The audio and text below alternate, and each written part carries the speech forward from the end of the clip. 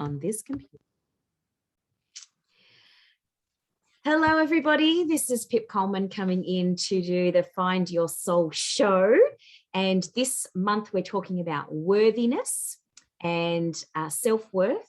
And I have some special guests that are coming to join me this month. So this week we're talking to the beautiful Ema Muir from Uniqueness. Hi, Emma. Hey, beautiful Pip. Thanks for having me. I love sharing time with you. It's always glorious. Always glorious. Thank you. Thank you for coming in. We were just saying off recording that it's so nice to talk to people who are on the same wavelength in terms of having critical thinking and talking about things on another level, on that slightly, I hesitate to say higher level, but it is a higher vibrational conversation that I have with you guys in this community. So thank you for coming in and doing that. So Em, you have a business called Uniqueness. You're a coach, very similar, do some Reiki. So we have a lot in common in our ways of working. So what we're talking about is worthiness. And I knew that we would have a good conversation. So I guess my first question to you is, what does it mean to you when we say the word worthiness or self-worth? So we're talking about worthiness. We're talking about how I look at it and how I would teach it and how it comes through in when I'm with a client, whether they're on my table or, coaching. And that's about self-acceptance, kindness, love, having full compassion for self. It really is just accepting who you are in the moment that you're in and knowing that you have a right to be in that moment. Whatever it is, even if it's a crappy moment, that's okay, that's allowed. So for me, worthiness is about complete acceptance of mind, body, and soul. Awesome. I love that perspective of one of the things that really attracted me to you when I first saw you speaking about what you do, you were talking about embracing the shitty stuff that happens in life. You're really vulnerable and honest about the stuff that happens that is not good, and how we can be okay with ourselves when our life is not great. And that's, I think, one of my favorite things about the way that you speak when you do presentations and when you work with clients. So how has worthiness shown up for you in your life, and to come to this place of teaching it? Well, it's because it didn't show up in my life for a long time. So because it didn't show up, I don't like how that feels. I'm going to say, like, I'm never going back to that. But I don't like how it feels. And it still shows up. Like, there's no doubt about it. When you haven't had it in your life for such a long time, there comes a point when, and you would know working with people, I do, there's a tipping point that you get to and you're like, this is bullshit. Like, I don't want to do this anymore. I don't want to feel like this anymore.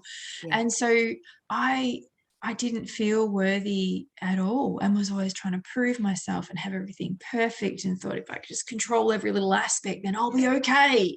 Yeah. Jesus, we know that doesn't work. Yeah. And so becoming worthy within myself, it's not even about other people. And it's like, and I know that you understand, and so many people watching there's this feeling of coming home, when you're sitting in that worthiness. But how it shows up for me now is I can make mistakes, and I can have relationships leave my life and know that that's okay. Yeah. Because I've had people completely reject me recently, and I think it's because of I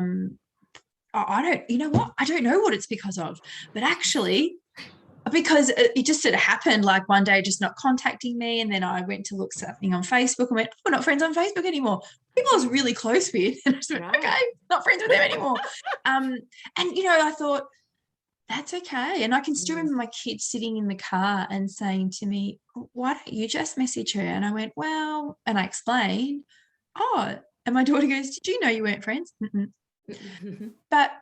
I was like, but that's okay. Yeah. Because I make choices about having people in my life. And And, you know, you were talking about before being on a particular vibration, and Mm, it's the same thing energetically, you know, when you're aligned with someone and you can have open and opposing conversations, and you're yeah, both worthy of those feelings and thoughts on it. So, you know, that's when you get to this next higher level of worthiness, isn't it? That you can yeah, just allow other people to be in their own worthiness around you, yeah, even if it makes you feel a little bit uncomfortable.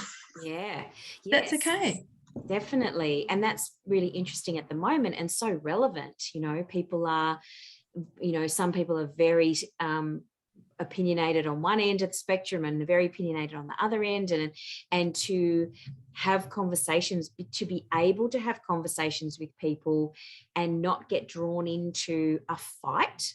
I think that is really interesting to me, is to be able to go, what's your opinion? Because you are in a space of, I know who I am. I feel like worthiness for me is about knowingness, like completely knowing me. And when I know myself really well, I can stand in those conversations with lots of different people and I can be sure of being curious and being and asking questions with an open heart and having that sort of thing. Whereas when I wasn't sure about myself and who I was and whether I was worthy, I would want that person to really, really like me, and I would change myself to fit with their what they needed. So whether it was a boyfriend or a group of people at high school, you know, when you're, you know, a teenager, it's or parents even, you know, sometimes we get triggered. I was talking to you about that earlier, that sometimes we get really triggered by our parents who think of us as, and will always, as we do with our own children, well, that yeah, that we are a certain way, and then you kind of fall back into those conversations and you become a child again in a weird way. And Oh, I totally agree with you, and we've got to, I love it because we've got the same perspective. It's just coming at it from a different language point of view. yeah, And yeah, I'm like you. I used to go into some situations, and because I didn't accept myself fully, and I think also worthiness for me is backing myself. yeah, Like it's yeah, that allowing of, I'm just going to be who I am in this moment, whether it's curious, whether it's yeah, I don't know, whether it's I've yeah, got to get the funk out of here because I don't feel comfortable. Like whatever it is, I'm okay being mm, where I need to be in the moment. yeah, And I agree with you. Like I used to try and shift and change, and which is a highly intelligent thing, I'm going to say. Like when you can be a mm. chameleon and shift and change, it's a very high level of intelligence to be able to pick up what you think someone needs. And we know that that's not right. We both teach the same thing. We know that's not right. However, but it's a really intelligent thing to do that. And that person goes away feeling amazing, thinking they know who we are. And you're like, Yeah. not even close. Oh. And then they meet a Yeah. different version of you. So I think that's the other part of worthiness, is showing up as one version Yep. all the Yes. time. All the time. Yeah. And it might be that it's softened in some ways. You know, some conversations I have, I definitely soften, and others, you know, for people that I've known 20 to 30 years, I can go passionately nuts and have a conversation, and, you know, and no way are they going to sit there and think, oh, Jesus. But for other people, I would soften it, Yeah. still being me, still showing up in how I Yeah. want to show up. But it's okay to do that as well. Yeah, for sure. I remember reading, you know, I don't know, do you know the Conversations with God book series of books? Oh, I have read one, but I haven't read all Yeah. the. So on the in the third book of the series, he talks about tap dancing, and he's talking, so he separates the book into three sections. One is about relationships, Mhm. one is about health, and one is about purpose or universal kind of, you know, connection. And so it was quite interesting. Then the relationship section, he talks about how when you first meet somebody, you tap dance and you go, da, da, da, da, this is who I am, this is what I do, and look at me tap dancing so that I fit with you and everybody around me. And then you like, and then when you get together with the person, you get tired. And so you go, I'm just going to have a day off of the tap dancing. I'm just going to, I'm really tired, like, phew, you know. And then the person goes, hey, you weren't like this when we met. you weren't like this at the beginning of our relationship, and now you're like resting more and you're not tap dancing as much and you're not doing the things that you used to do. And how many times have we heard people say, you're not like you used to be at the beginning of the relationship? Yeah, exactly. And that, I think, is an interesting thing about worthiness, because if you're not tap dancing, that's what he says, basically, put your tap shoes away and be who you are from the beginning, and then the person will interact with you as who you are, rather than this choreographed version of whoever you think that you should be. And I always love that analogy of the tap dancing, because I think, man, I've tap danced a lot. I've been in a lot of cabaret shows. I'll give you the hot tip. Yep, sure. No, and I think you're right. And it's definitely true. I think there's still a phase where you're going to be trying, I call it, like your bright and shiny stage, where you're like, you're meeting, dating or whatever, you're meeting someone new. Yeah. Hi. And I must admit, because, I think, but with worthiness though, it allows for self-knowledge. Yeah. Because there's compassion and kindness and, that allowance of, well, that was a shit moment. That wasn't my best. Jesus, that was a big mistake. And there's that stuff that you can kind of have a different reflection on. So I think there's a certain part of you trying to, I try and keep it down to a few dates, and then after that, I'm kind of like, oh, I better share a little bit more with them. So I do get where you're coming from though. And look, it is. I've definitely tap danced a lot, and I can say that in a lot of past relationships where I have bottomed out and it was all like, whoa, hang on a minute. So, and you're right, when you come into a space in any relationship with worthiness, just evolves everything around you, because then other people can just show up as themselves too.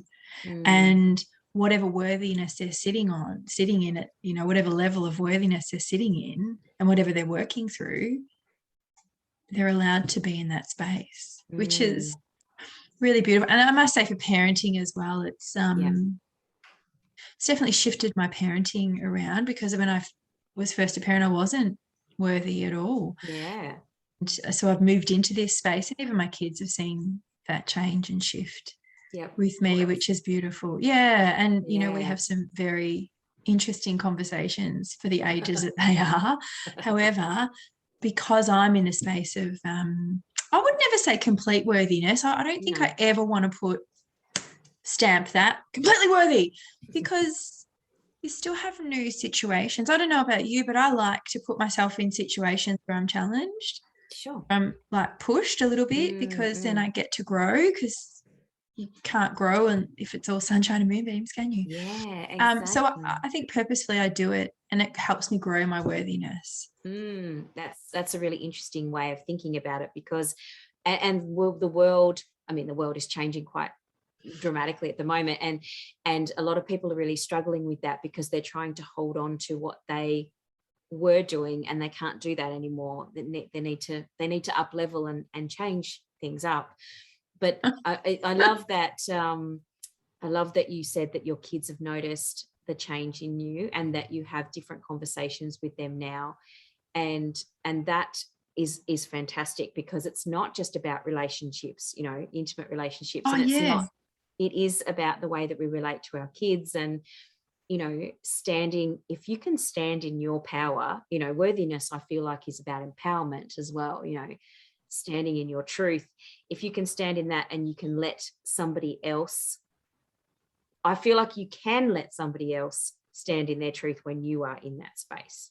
It's beyond permission, isn't it, at that point? Like, as the more I've grown into it, and it shifted how I am in relationships, the more I'm not even offering them permission.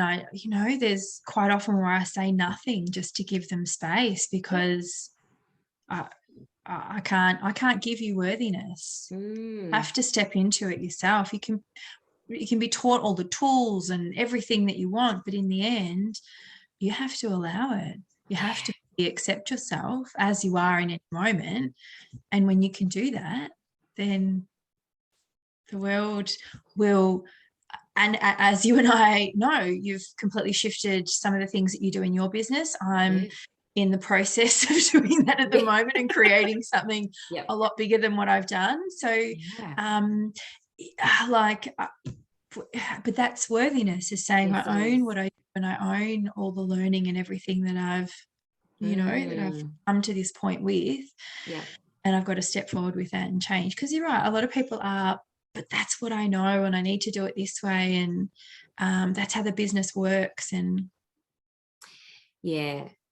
being in that space of this is the only way it really limits you in lots of different ways. And I think that is interesting. In that sense, in terms of the business, last year I was very resistant, and I had a lot of trouble with the business. I felt like I struggled all year, because I was like, in a minute, we're going to be back to how it was. In a minute, we're going to be back to how it was. And I was just constantly going, no. And I was really holding my fists tightly, you know, like going, this is not how it's supposed to be. And I was very, really struggling with that. And but then at the start of this year, when I realized this was actually, took me a little while, considering the tools that I have and the knowledge that I have, it took me a while to realize that this is actually, I'm being pushed to do things differently. And funnily enough, what I've wanted to do for a long time is move my business more online. And so doing the coaching and doing the meditation classes and shifting the way that I teach my students to online, and doing the courses that I offer, has expanded my business. Like, I've never had this much money coming into my business. This is something that is all around that worthiness of what I allow myself to be paid and what I allow myself to do in terms of working hard.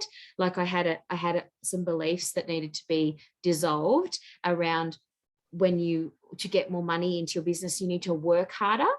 And I had to dispel that around that, because my worthiness was tied up in the amount of work that I was doing. So I thought, gosh, if I have to work harder than I am now to get more money, I don't want to do that, because I'm already working my guts out. Really, seriously, was working very hard.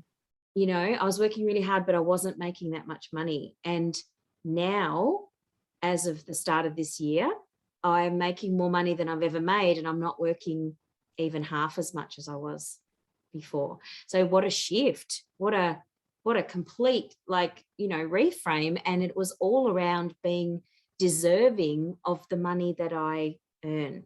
And that was really interesting for me. Yeah, I mean, look, mine was more around what I offer isn't enough. So, and you know, that's a huge part of but it was tied into, but what I do is too much for some people, and it'll be too much, and they won't. So yeah, I'm moving into the area of working with businesses around wellbeing and getting them to shift their culture, helping them shift their culture from a well-doing to a well-being. And because we know that that's it. And it's something that has come at me for quite a few years, actually. People are like, oh, it'd be great to have you in for a workshop. And I was like, oh yeah, great. Like, that's just going to happen magically. They'll just invite me. Didn't follow up, because it was around my work that was wrapped up in my worthiness, that I wasn't enough, that I didn't know enough. I had to go off and get more skills. And no, I don't. Not at all. I've actually had to dial back some of what I do when I'm doing coaching, because it's actually too much for someone to take on in a 12-week period. It's a lot. Yeah. So, I had to pull back some of it because it was too much value, which really shocked me in uncovering. So yeah, I'm like you. People often will be like, you've got such a charmed life, but I've also done the hard slog, and I've also worked, and I've also mummed and worked 16 hours a day, mumming and having a business, and did all that for a long time and was completely burnt out. So, it's I still There's have to got to work be hard. yeah, in a different way though. I feel like I saw a quote this week or maybe last week from Eckhart Tolle that said, you can work hard and enjoy yourself. You know, there's a difference between working hard and being completely exhausted at the end of the day in terms of drained, and there's working hard at your passion, which actually lifts you up and builds you up. And you're speaking to why I want to be working in businesses, giving them a well-being approach and, from an emotional intelligence point of view and aligning values, just shifting their, I mean, that's what I do individually. So if someone comes to work with me, I'm helping them shift their culture from within and, make that transformation. But to do that within a business, it'll be really exciting because then, I start to go, oh my God, think of the ripple effect. They take that home to their families. Yeah.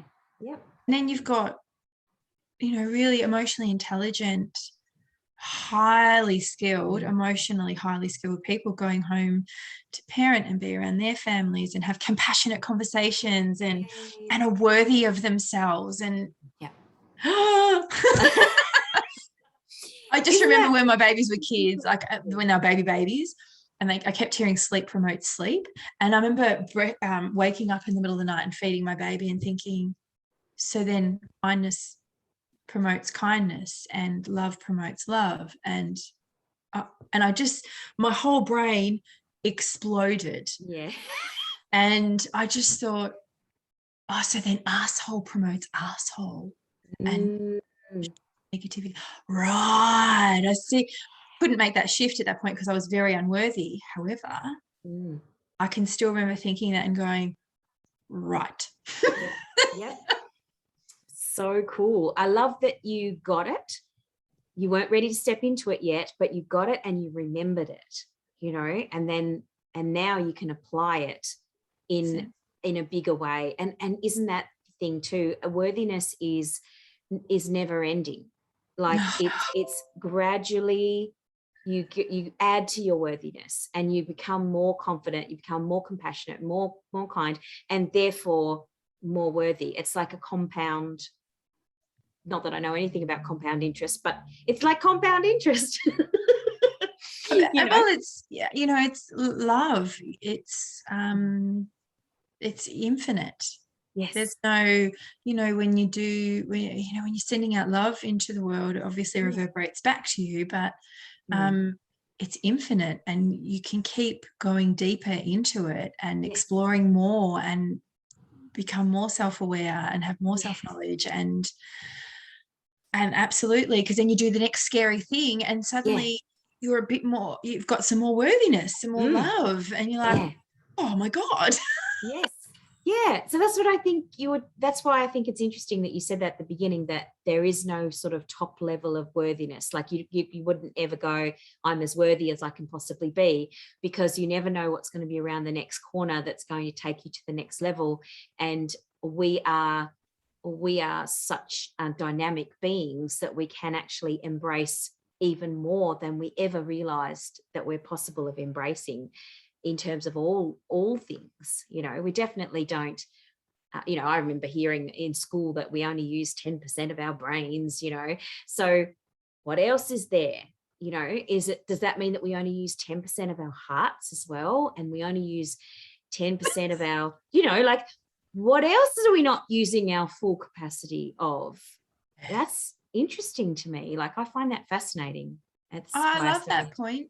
I do, because the brain is one thing that to me is like I know the heart's an organ, but when we're talking about soul and that kind of thing, energy, it's and I mean heart energy is just like I can't even remember the actual scientific measurements that they've done around it, but in terms of like heart energy, how it can be read and how it's amazing. So and the brain is that it has limitations. We know the brain has limitations. I mean, the brain's full of shit for starters. And it's a crazy thing. It just believes everything. So the brain is never going to be worthy. It can never, but the heart's infinite. And it's like the way that you can share and shop. This is, when someone walks into a room and they trust themselves fully. And I do want to say that as well. trust is a huge part of worthiness, because when you trust yourself, like, Yeah. okay, I just completely stuffed up, but you know what? I learned something out of it. It's okay. Yep. Then that builds on it as well. And the Mm. more you trust yourself, the more you can share. And when someone trusts themselves fully, you know, that person that walks into the room and everyone turns around and goes, hey, I want to be around them. Yeah. And it's because of that. They're in Mm. their worthiness and they're just sharing their heart. So Yeah. Yeah. I love that. I think that's really cool. It's such a cool conversation, and we can go on and on and on. oh my about God, we these could go on wonderful forever. things. But we are mindful of time. We are mindful of time. And so I just wanted to let people know that they can, if they want to get in touch with you, Em, and have a conversation, have a a chat about the types of coaching and beautiful things that you do, where can they find you? So they can come to my website, which is Ema Muir, and Emma is spelt with one M. So it's EMAMUIR.com, or head to, I mean, you can find me in our wellness community. I'm there all the time. I'm there on Wednesdays with Transform Time. And you can come to my business page, Unique Phoenix, and find me there and book a soul conversation, and we can chat. Yay. You can find out what I do, and I can find out what they need. Yay, that's awesome. Thank you so much for joining me. As always, it's been a pleasure. And I had a bit of an aha moment there when we were talking about the expansion of the worthiness. That was really cool. I love it when I get an aha within the conversation that we've made, even though we didn't have a plan really of what we were going to do. I love it. That's even more when you can just let it flow, it's awesome. So yes, thank you for coming. And next week, we'll be talking to another beautiful soul about worthiness. Thank you again, Emma, and see you next week. Bye.